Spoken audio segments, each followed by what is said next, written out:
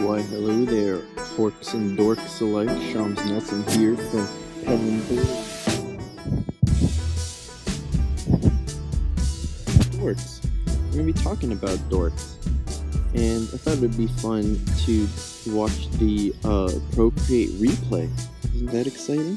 I'll show you what I mean. And I'm going to share with you the lore of the Dorcs, which has been developed as a community. Because community world building is what we're all about here at Pen and Blade from now on. That's the way it's got to be. So let me start playing this. Look at that, you can watch it. Isn't that crazy?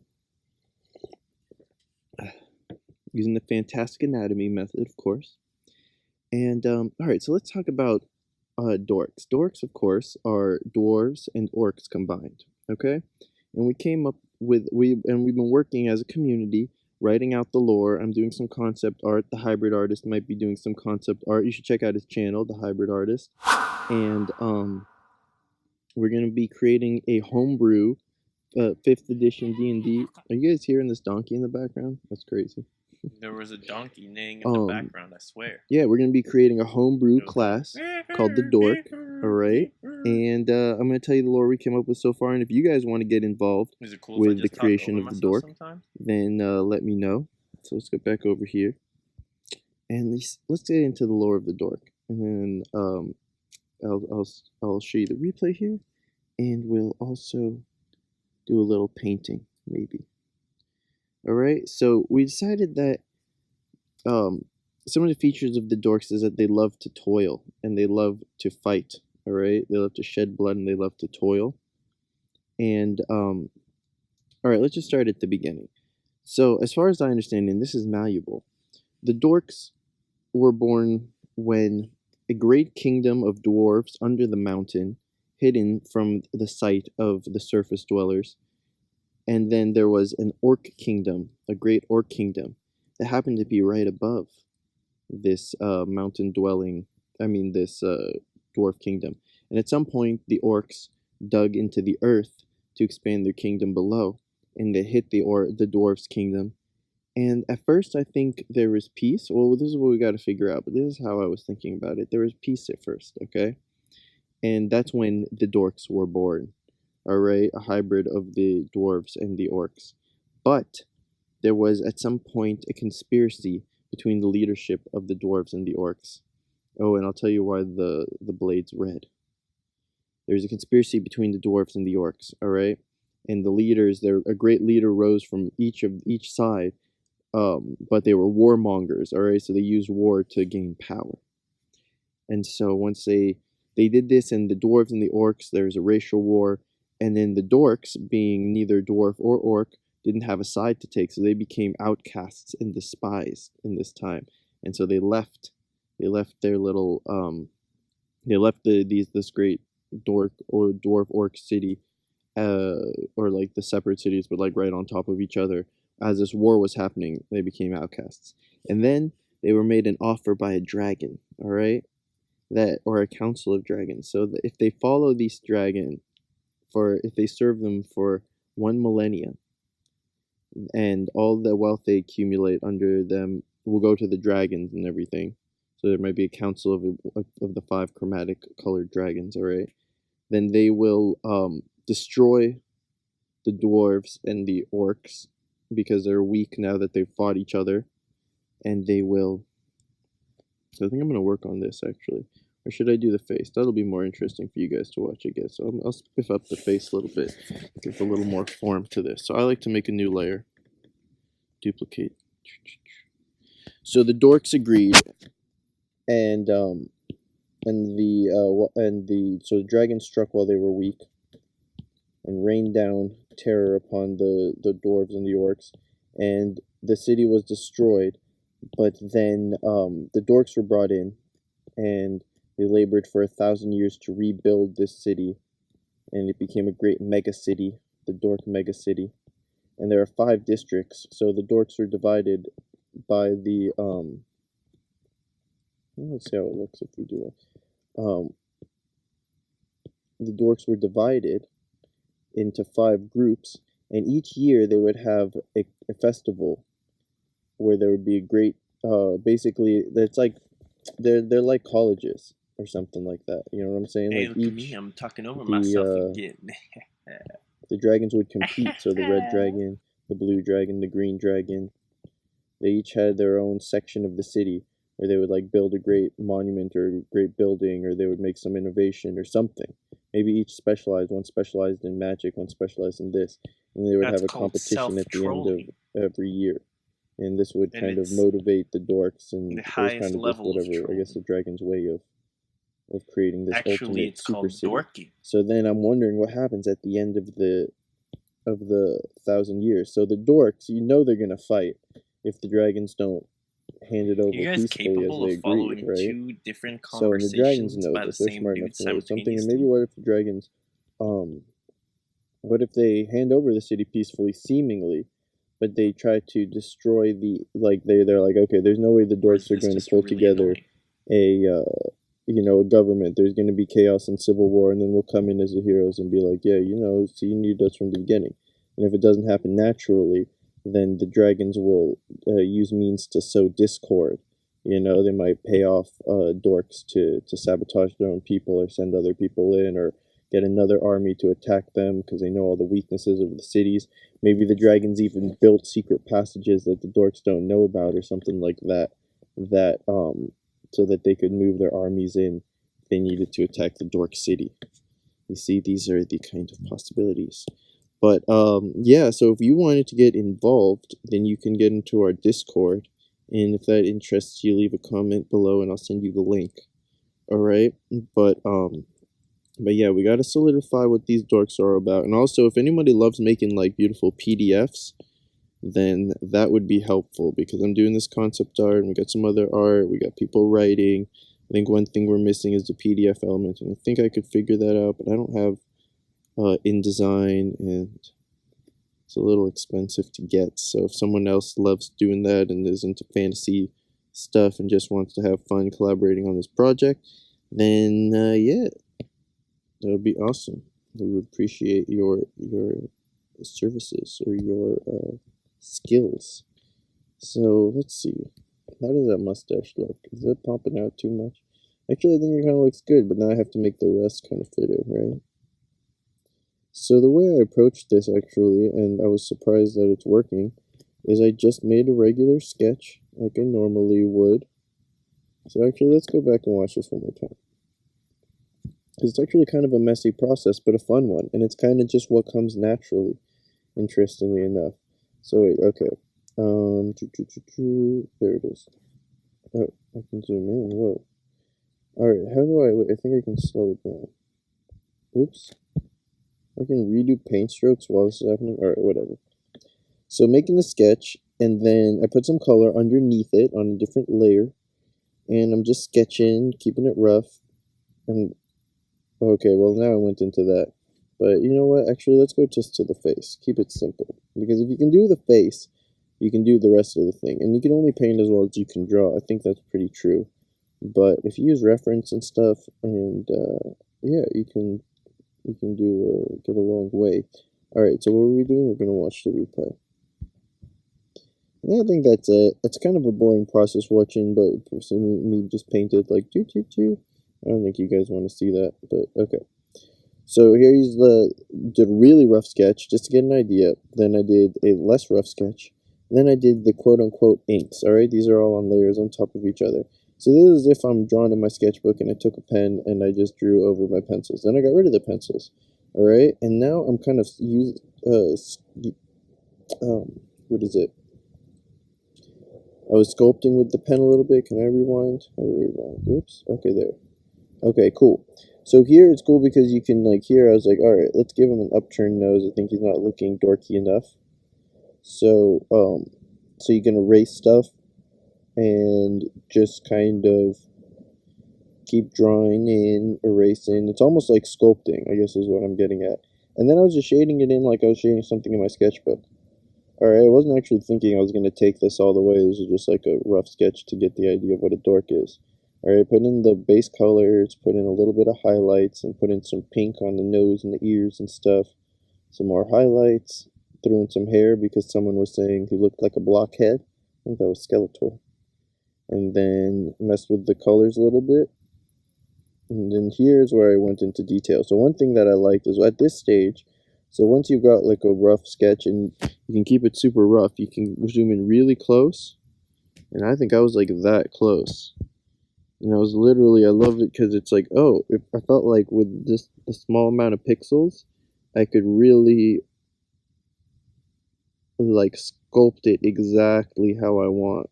You see what I'm saying? So, because I'm like, oh, there's only a finite amount of pixels to work with, so it's not like, oh, like it's not that intimidating. And then here I think I zoomed out, and I was like, okay, let me make sure I'm getting good contrast, good colors in there. Oops.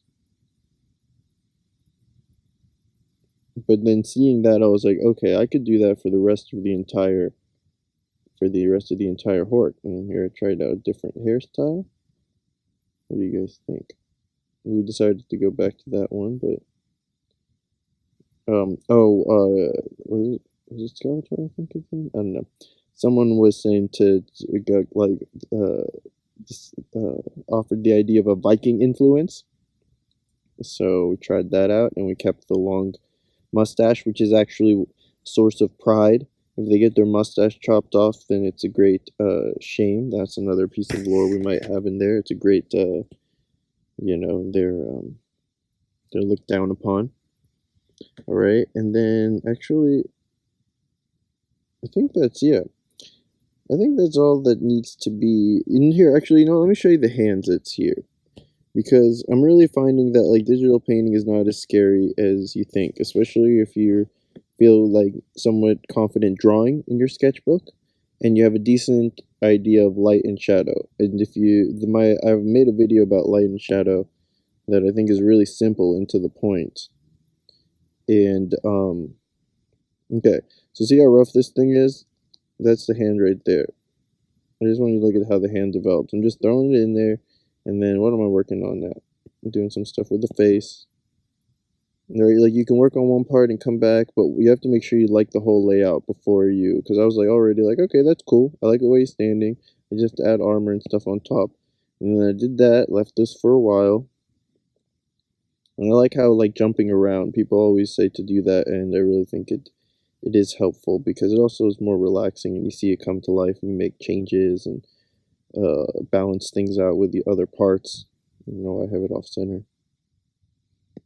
Alright, and I'm trying to figure out how to do fur. I don't know if I ever figured it out, but whatever.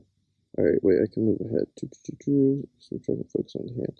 So then it was really like blocky and stuff, and I'm just gonna take some of this thing. So I'm like, okay, around the knuckles, those stick out more. So I want to actually accentuate that. So I just grabbed some of the color right there of the finger, and I gave it like 4 quick bumps. And then I shaped the ends, and I grabbed the black to outline it, and I'm keeping the outlines thick. Okay, let's add some shadow. Just grab a shadow color from all of over here. So once you have a color palette, it makes things a lot easier. Once you've decided like, okay, these are the colors I like and how I like to do this, to choose some colors and then use your saturation and stuff tools to tweak them a little bit till you like them. And sometimes you put a layer on top and just choose a color and put it at like 12% and mess around with like overlay, multiply. So that'll unite the colors. I'll have to show you guys I'll have to make like a proper little digital painting tutorial once I figured this whole method out, but this is like a sneak preview of what I've been learning. And so then it's like sculpting, so I was like, oh, you put some fingers there, I'm like, oh wait, that doesn't make sense, that's too long. So then, does that make sense? Oh yeah, that makes more sense. So you see you can just like carve away, like I just put the knuckles, put 3 dots for the knuckles, and then I just chopped it with the black lines, and then I just painted over with some of that same body color from before. And here I tried to finger that way, and I was like, oh, okay, there, all right, there we go. Adding some highlights, and then you just kind of go back and forth, highlights and dark, highlights and dark. And I think that's where I left it for now. Oh, there. So then, and then it's like, okay, highlights and darks, let's do that again. Highlights, and, you know, I'm just cleaning it up, and I'll probably go and do another pass at some point.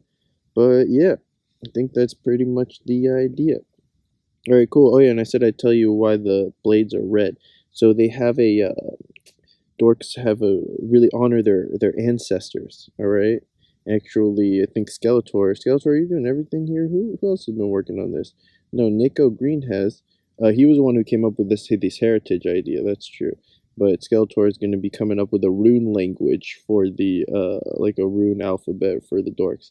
But basically, they honor their ancestors by preserving their blood and then forging a special steel, either called uh, blood steel or blood blade steel, maybe. I don't know. We'll have to figure that out, something like that.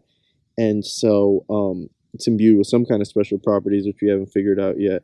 So yeah, I think that's pretty much it.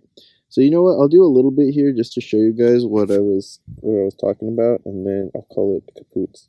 So like right here, I'm going to want the woods to be the same, and I think I already have that dark color. So I grab the light color, come over here, and I'm going to figure this part is in shadow. I'm going to put a little glimmer of light right here in the corner. It's probably the only place that's catching the light coming from the top right. That's where I'm imagining my light source is coming from that direction. You see he's in the way. So that's probably it, but then I'm going to want a darker color. And see, I'm just going to clean things up by going and I'm bringing my eraser. Carve that out. I'm going to need to outline it more. And I can figure out, like, okay, I had it hanging here, so we might need a cloth color. So let's go grab that from like here. I want to reuse colors because you don't want like too many crazy colors in your palette. It's going to be, oops. Okay, hold on. So I'm taking the darker color because it's going to be in the shadow. Alright, and I'll show you the layer trick too real quick actually, because I might do it at the end of all this. Sometimes it's good to do it at the beginning, but I like the color palette I had kind of come up with or generated with whatever random method it ended up being, because it's just kind of experimenting this time. But if I didn't, if one of the colors seemed too jarring, and I wanted it to work, so then one thing is, this is what I show in the video. What is the video called? Light and shadow. The one thing you need to know about light and shadow, or something has a nurble on there. You'll know that what a nurble is when you see it. I'm going to sample this color. I'm going to make it a little darker and maybe less saturated. I think it's not hitting the light, and a little bit cooler. I think I got my shadows being warm. Actually, that's not true. I think my light source is cool on this, so I'm actually going to make it warmer. And that's something to explain in the video. You gotta think if your light source is warm or cool. It makes all the difference. Alright, one way to figure it out would be to take this. So it's right here. So if it's warmer, it's going to go green. If it's cooler, it's going to go... if the light source is cool, then this shadow should be more green. I think this one's kind of messed up actually, but in a cool way. I don't think I followed the rules strictly. There's a lot to learn about light. So yeah, I actually did go a little bit. See, the shadow's a little bit on the warm side, which would mean our light source is cool. I can't go back, but here, look. See where it is now? See, it went cooler. I think it went to the right. So whatever. You gotta believe me, guys. So then I'm just gonna kind of sculpt away. So that line on the bottom's too thick. So let's do that. And maybe I want to add some runes. But okay. Oh, see, and then see I have a little scratchy part? That can be the shadow. So I'm going to choose one of those colors. There we go. So that should be the shadow. And then I'll lower the opacity and get it a little bit down there and say, okay, that's going to be the shadow down there. Then I'll raise the opacity again. And then I'll use that color. So one trick is to lower the opacity to mix colors, and then once you got it, then you can be, so you don't get a really, because I don't like, I don't know, like it's too blendy or too mushy. Sometimes you want clear distinctions between the colors, so I'm going to raise that and just go like that. Cool. And then see, you can just sculpt this line out. Okay, I want this to be straight, grab the black, bring it in here. Right. So then okay. It's like, see how you see I'm like adding and subtracting kind of thing, like you're adding and subtracting clay. We're trying to get a nice silhouette for this hammer looking thing. I'm trying to think of a creative thing to do with it. Maybe put like a notch or something somewhere. You see it's like a chisel on one side and a hammer on the other side. Like, what if we put a notch right in the middle? That wouldn't really make sense, would it? And then it looks like more like another axe. Anyways, I have to figure that out. And also if I want to angle it a little bit towards the camera so that it's clear that it has a flat edge. So here, the way I might do that is something like this. And let's undo. Or I might make a new layer at this point.